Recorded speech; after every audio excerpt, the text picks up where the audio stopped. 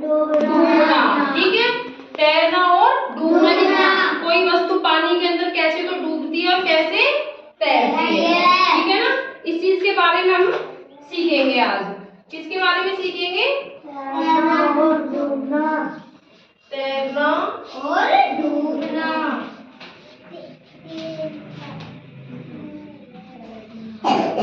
डूबना, इनके अंतरों के बारे में, इनके अंतरों के बारे में जानेंगे। किसके बारे में जानेंगे? अंतरों के बारे में कि भाई कोई चीज कैसे डूबती है और कैसे तैरती है। जैसे मैं आपके लिए एक डायग्राम बना देती हूँ।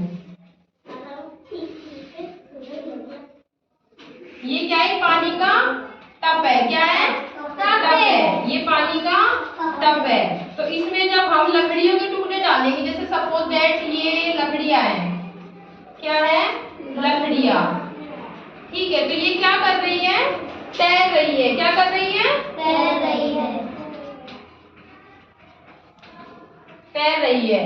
क्यों तैर रही है? क्योंकि जो पानी है ना, इसका जो भार है, उसके भार से, यानी कि लकड़ियों का जो भार है पानी के घनत्व से क्या है? कम है। क्या है? कम है। तो इसलिए ये क्या है? तैर रही है। अगर इसका भार अधिक होता तो ये डूब जाती, लेकिन लकड़ी का जो भार होता है वो बहुत ही कम होता है, इसलिए पानी में वो डूबती नहीं है। जैसे कई बार पानी में आपने नाव भी देखी होगी, देखते हैं ना, जैसे नाव होती है, ये अपनी क्या है? नाव है। क्या है? नाव है। तो ये क्यों नहीं डूब रही? क्योंकि इसका जो घनत्व है पानी के भार से कम है। क्या है? कम है। ठीक है, अब जैसे हमने नीचे यहाँ पे डाले कंकर। क्या डाले? कंकर। ठीक है, तो कंकरों का भार क्या है? पानी के भार से बहुत ज्यादा अधिक है। पत्थर। अब मैं तुम्हें प्रैक्टिकल करके बताऊंगी। क्या करके बताऊंगी? प्रैक्टिकल। ठीक है, तो उसमें आपको और पता चल जाएगा कि किसका पानी में कितना कम घनत्व है और कितना अधिक है। ठीक है, देखो ये हमारे हैं कुछ लकड़ियों के टुकड़े। दिख रहे हैं सबको? दिख रहे हैं ना? ये क्या है? लकड़ियों के टुकड़े। और ये है पत्थर। क्या है? पत्थर। ठीक है, और ये अपना क्या है? पानी का गिलास। ठीक है, अब मैं इसमें लकड़ियां डाल दी हूँ। देखो डाल दी ना, तो ये सब क्या कर रही है? तैर रही है। देखो सब तैर रही है ना? दिख रहा है सबको?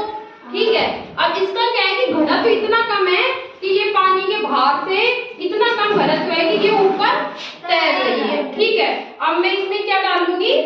पत्थर। ये पत्थर डाल दिए। ठीक है, तो ये पत्थर क्या हुए? इसमें डूब गए। क्यों डूब गए? क्योंकि पानी के घनत्व से पत्थरों का घनत्व अधिक है, इसलिए ये पानी में डूब गए। एक बार सब देख लीजिए, खड़े होके देख लो सबके सब। देखो इसमें पत्थर तो डूब गए। ठीक है, और ये जो लकड़ियां है वो क्या कर रही है? तैर रही है।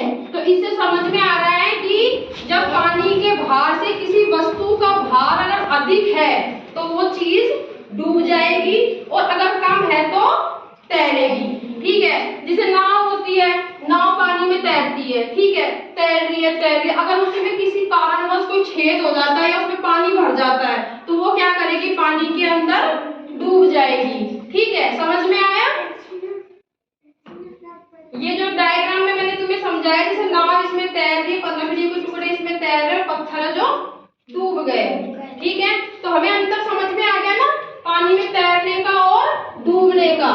समझ में आ गया बिल्कुल एकदम? किसी को नहीं आया तो फिर से बता दूं, चलो मैं एक बार रिपीट कर देती हूँ। ये पानी का टब है। टब है, चाहे किसी भी जगह को ले लो आप, अपने अपने नहीं, यहाँ गाँव में टेंट वगैरह बने हुए थे, तालाब बने हुए थे, तो वहां पे जब कोई चीज को, पत्थर को जोर से फेंकते हैं तो वो क्या चल जाता है? नीचे चला जाता है। दिखता थोड़ी है, नहीं दिखता ना, क्योंकि उसका भार इतना था कि वो पानी के अंदर चला गया। और जैसे अपन लकड़ी वगैरह फेंक देते हैं, कोई कागज फेंक देते हैं, कोई पन्नी फेंक देते हैं, तो वो तैरती रहती है। तैरती रहती है क्योंकि उसका जो घनत्व है पानी के घनत्व से कम होता है। ठीक है, समझ में आ गया? ओके।